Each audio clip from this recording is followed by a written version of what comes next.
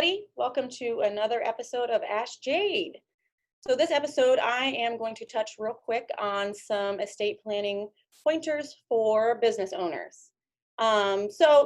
Everyone needs an estate plan, and business owners even more so. So at the very least, your estate plan should have a will. This allows you to specify how you want your assets transferred and to whom once you pass. And it also lets you set forth who you want your executor to be, who you want and trust to handle your estate. And if you have minor children, it would also set forth who you would want to be their guardian. But what's even better than a will and much more reliable and private is a trust.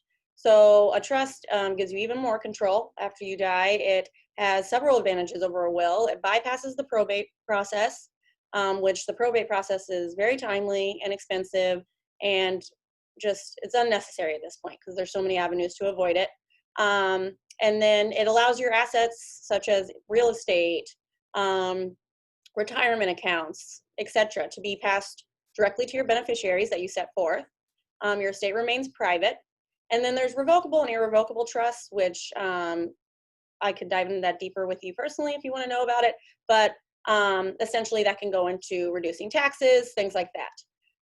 But currently the federal estate tax, there's a pretty high exemption of $11,200,000. So if your estate is under that amount, you will not have to pay an estate tax federally. But Illinois, their estate tax exemption is $4 million. So just numbers to keep in mind, and whether you might not have that now, but if your estate continues to grow, so something to think about. And then also you can always give $15,000 a year to your children, grandchildren as the annual gift tax exclusion. So that is not taxed as well. Some other things to think about, especially if you're a business owner, power of attorney. So naming somebody to carry out your business affairs if you are incapacitated for some reason, if you have an extended hospital stay and you need to make sure, bills are getting paid and everything doesn't fall apart. There's healthcare power of attorney and there's property power of attorney. Healthcare is when you're in the hospital making actual healthcare decisions. Property is to make sure that your business continues running if you're in the hospital or incapacitated for some reason. So 2 separate powers of attorney there. You should have both. Also having a buy-sell agreement. This is very important if you have multiple owners in your business. It establishes a plan for the business's future if one of the owners should die or become incapacitated.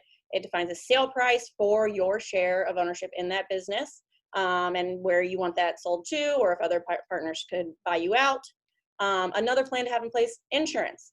Have life insurance in place if something were to happen to you so that your family, your business partners, because you can have life insurance on the personal and the business end. So they have something to fall back on to, kind of be this placeholder while they're, getting everything back to normal once, you have passed. It kind of, is that backup in place. So they're not just out there, scrambling. But I know a lot of us are sole proprietors. We are the face of the business and we are the only owner. You really need a clear plan for your business if you were to die. You need to have set forth a successor. If you want the business to go on, you need to talk to that successor and say, hey, I want you to carry on my business, and start teaching them how to do it. Otherwise, if there's not a successor in place, your business will dissolve. So making sure that you have a successor in place if you want your business to be carried on is very important. And then also, it prevents disagreements within a family. If it's already set forth, these are things that you have to do while you're alive, because after the fact, it could really lead to, some disruptions. And you can put this into writing. It's always best to do so, say, this is my succession plan. This is my successor. This is, how my business is run from day to day.